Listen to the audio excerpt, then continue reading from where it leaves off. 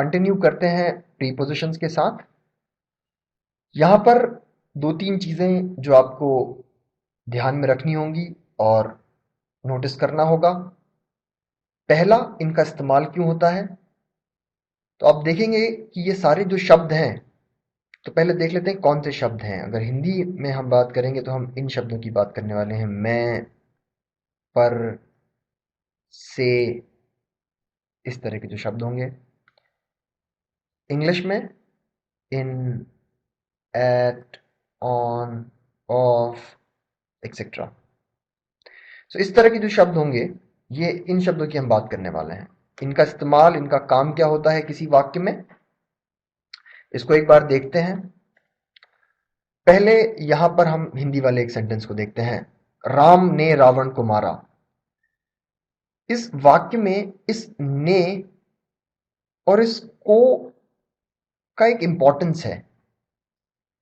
यह ने इससे पहले आने वाली संज्ञा को, संज्ञा मतलब किसी व्यक्ति का नाम या किसी वस्तु का नाम, सो इस संज्ञा के रोल के बारे में यह शब्द हमें बता रहा है।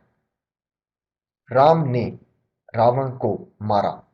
एक्शन राम ने किया है, एक्शन रावण पर हुआ है, और क्या एक्शन हुआ है वो यहां पर है। तो खैर, हिंदी में इन सारे शब्दों की, इन सारे शब्दों को हम विभक्ति और कारक के रूप में भी जानते हैं। यहां पर राम जो है ये कर्ता कारक है, और उसकी विभक्ति जो है कर्ता कारक की वो ने होती है। तो आप ऐसा समझ सकते हैं, ये जो शब्द है यहां पर, ये हमारे वाक्य में जो संज्ञाएं हैं, जो किसी व्यक्ति या वस्तु के नाम है या सर्वनाम है, उनका संबंध वाक्य के दूसरे शब्दों के साथ जोड़ता है, बताता है कि जिस संज्ञा की हम बात कर रहे हैं उस संज्ञा का वाक्य में क्या रोल है। सो इंग्लिश में अगर यहां पे, सॉरी, हिंदी में अगर हम देखेंगे तो ये बड़ा स्ट्रक्चर और बड़ी फिक्स चीज है। अब हम जाते हैं इंग्लिश में। खैर, यहां पर हमें कोई भी प्रीपोजिशन दिख ही नहीं रहा है, हम अभी इस सेंटेंस को छोड़ते हैं, पहले इसकी बात करते हैं। Rahul writes with a pen. यहां पर इस तरह के जो शब्द हैं, प्रीपोजिशन जिसे हम बोल रहे हैं, वो सेम काम करते हैं। उनके बाद आने वाली संज्ञा या जो नाउन है यहां पर, उसको वाक्य के दूसरे शब्दों के साथ जोड़ते हैं। तो आप ऐसा समझ लेंगे, इस पेन का कनेक्शन वो राहुल और राइट्स के साथ जो शब्द कर रहा है वो हमारा प्रीपोजिशन है। तो खैर, इस तरह के शब्द जब भी दिखेंगे हमें, तो हम ये बात तो समझ जाएंगे कि ये शब्द किसी संज्ञा, मतलब किसी नाउन के साथ एसोसिएटेड है। तो पहला तो ये बात क्लियर हो गया कि इन शब्दों का रोल क्या होता है। ये शब्द हमारे वाक्य में जो नाउन है या जो संज्ञाएं हैं या प्रोनाउन है या नाउन फ्रेज है, इस तरह के जो शब्द हैं जो संज्ञा का काम करते हैं, उनका संबंध वाक्य के दूसरे शब्दों के साथ करते हैं। और काफी बार आप देखेंगे कि वो दूसरा शब्द जो होता है वो भी नाउन या प्रोनाउन होता है, काफी बार ऐसा होगा। तो खैर, ये बात तो खत्म हो गई। दूसरी जो इंपॉर्टेंट बात है हमारे इस लेक्चर के हिसाब से, वो यह है कि हिंदी और इंग्लिश में जब हम ट्रांसलेशन करते हैं, यहां पर और यहां पर जब हम ट्रांसलेशन करते हैं, तो दो मुख्य बातें होती हैं। पहला ये कि जो इन शब्दों की पोजीशन होती है वो बदल जाती है। इंग्लिश में जब हम इन्हें प्री पोजीशन बोलते हैं तो उसका एक मतलब होता है। प्री मतलब पहले। जिस संज्ञा के साथ ये एसोसिएटेड है, जिस संज्ञा के साथ ये संबंध रखता है, इंग्लिश में ये शब्द उस संज्ञा के पहले आता है। जैसे with a pen, by Rahul, by train, in ink, to eat, in Mumbai.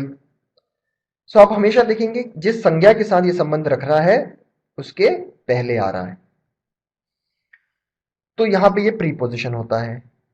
लेकिन हिंदी में ये पोस्ट पोजिशन बन जाता है।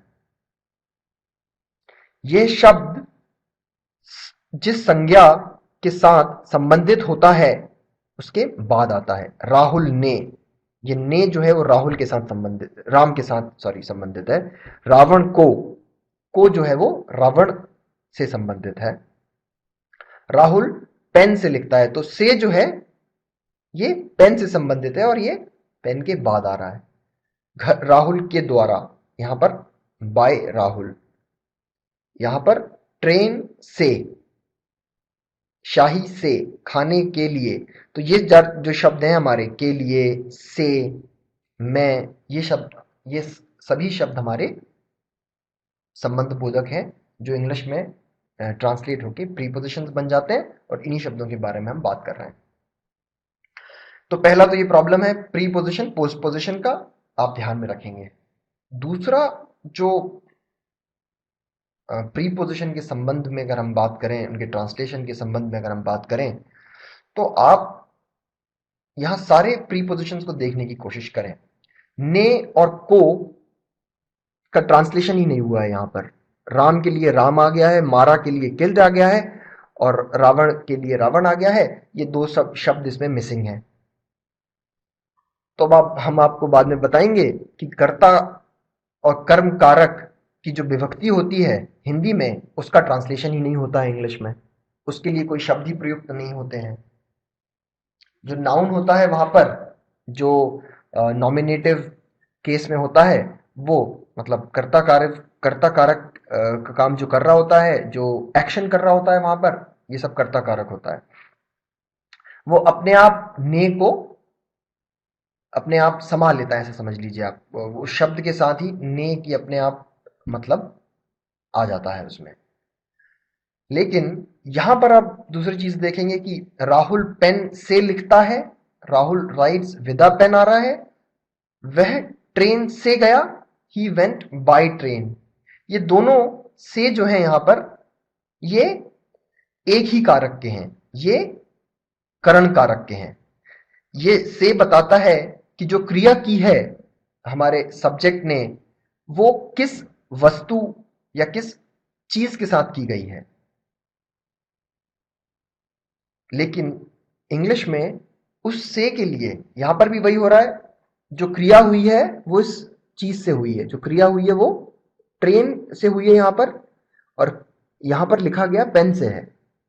लेकिन उस से के लिए जब हम ट्रांसलेट कर रहे हैं तो कहीं हम विद का इस्तेमाल कर रहे हैं, और यहां पे जब हम से का ट्रांसलेट कर रहे हैं तो हम बाय का इस्तेमाल कर रहे हैं। वैसे यहां पर भी आप देखेंगे राहुल के द्वारा भी जो है करण कारक की विभक्ति है, जो बताता है कि क्रिया करने वाली वस्तु क्या है, क्रिया करने वाली वस्तु के बारे में बताता है हमें। This house was built by Rahul, यहां पर भी बाय का इस्तेमाल हो रहा है करण कारक के लिए। फिर आप नीचे देखेंगे पत्र शाही से लिखा गया, यहां पर भी से है। The letter was written in ink, लेकिन यहां पर से के लिए हमने विद या बाय की जगह एक नया शब्द इस्तेमाल कर लिया है। राहुल के पास खाने के लिए कुछ नहीं है, Rahul has nothing to eat. ये एक दूसरा क्या कहते हैं प्रीपोजिशन है, इसके बारे में आगे देखेंगे। राहुल मुंबई में रहता है, मैं के लिए हम यहाँ इन का इस्तेमाल कर रहे हैं। ऊपर भी हम से के लिए भी इनका इस्तेमाल कर रहे थे। तो प्रॉब्लम यह है, हिंदी से इंग्लिश या इंग्लिश से हिंदी ट्रांसलेशन को अगर सीधे हम करेंगे तो हम इन प्रीपोजिशंस को नहीं सीख पाएंगे। यहां पर सीधा ट्रांसलेशन एम्बिगुअस होगा, कंफ्यूजिंग होगा, वो काम नहीं करेगा। आप ऐसा समझ सकते हैं जिस तरह हिंदी में विभक्तियां फिक्स हैं, उनका एक अपना रोल जो है वो फिक्स है, वो किसी कारक से संबंधित होती हैं। उसी तरह यहां पर भी इन शब्दों का उपयोग इनके हिसाब से ही फिक्स है कि हम किस समय बाय का इस्तेमाल करेंगे और किस समय विद का इस्तेमाल करेंगे से के लिए। ये एक फिक्स रूल है इंग्लिश में भी। सो उस रूल को जो है सीधा ट्रांसलेशन करके हम नहीं समझ सकते हैं, हमें इन दो लैंग्वेजेस को अलग अलग समझना होगा। तो जब हम प्रीपोजिशंस देख रहे हैं तो हमारी कोशिश होनी चाहिए कि हम इन प्रीपोजिशंस को इंडिपेंडेंटली देखें। इनको इंग्लिश में यूसेज की तरह से ही सीखें। वही कोशिश की गई है आगे, देखते हैं।